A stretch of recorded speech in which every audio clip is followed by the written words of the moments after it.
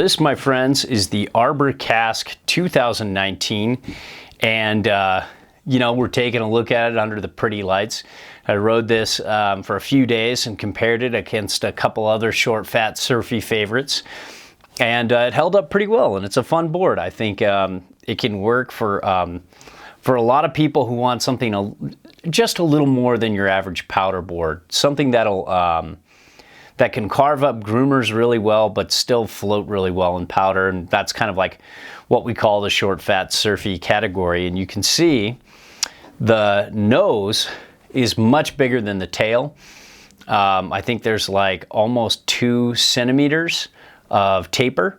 And, you know, even though it's centered on side cut, you can see it's way set back on board thanks to this huge nose that kind of tapers in to kind of displace powder, and it's just really long to give you a lot of extra float, despite the fact that it's camber from tip to tail, or from tip to tail, and you can see that here. But it does have this interesting technology. Oh, one other thing about the nose, it's just a nice, you know, low nose that planes really well and keeps your speed. For a 150, it does pretty good. But it's got these lifted sides, so like if I were to hold this up, say it like kind of starts here, kind of goes like that. It's hard to see, but you can see it during certain reflections of light on the board, and it's very cool because what it does is it, you know, it gives you a little more, it's got the camber feel mostly, but like from tip to tail, but then those lifted sides kind of create that catch-free kind of more of a stable feel that doesn't really like, it doesn't feel catchy.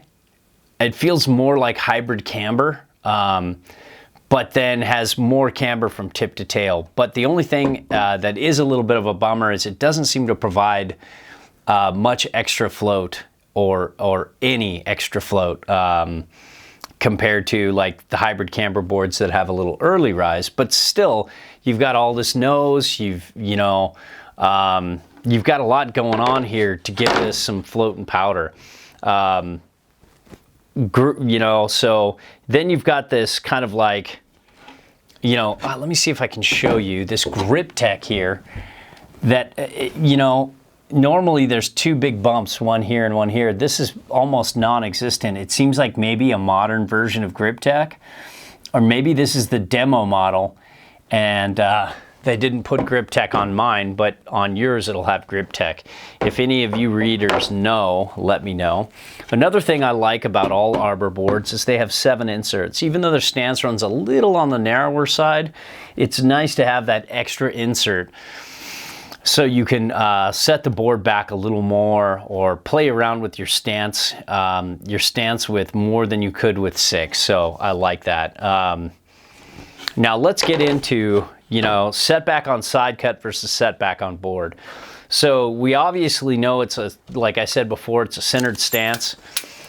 But set all the way back, okay, this is, whoops, let's start with the, set all the way back is 21.5, or more like 21.25, I would say, 21.25. And then you're looking at 23.5. And then you're looking at just about 13.75. So with the camera on, what did I say, 24.5? See, this is why I do the math. No, 23.5. 23.5 minus 13.75. So you're looking at 9.75 of a different, there's a difference of 9.75 between the nose to the insert and the tail to insert. And then if you want to talk about like the actual setback on board, you divide it by 2 and you've got 4.875. So you're going from centered on side cut to when set all the way back, with this tip and tail, you're looking at 4.875 back on board, which is a lot. So that's pretty cool. You got a lot going for it. And then the base, very easily repairable. And my apologies, Arbor. I just had a little side hit. It just little off piece, just barely. And I just thought it would be fine. You know, I've never, ever in the like 10 plus years of doing this ever damaged a board, but I did. And but I also got it here and here. It just stopped me and really hurt my hip.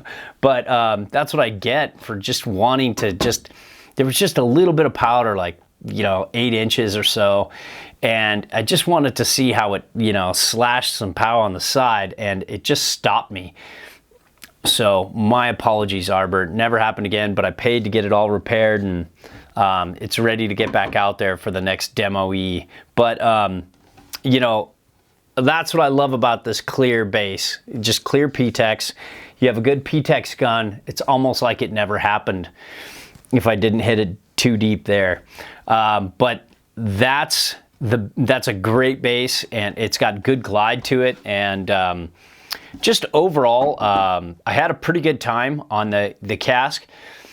When it compared to the favorites, it hung in there, and it's a very fun board for really set back, kind of surfy carving on groomers.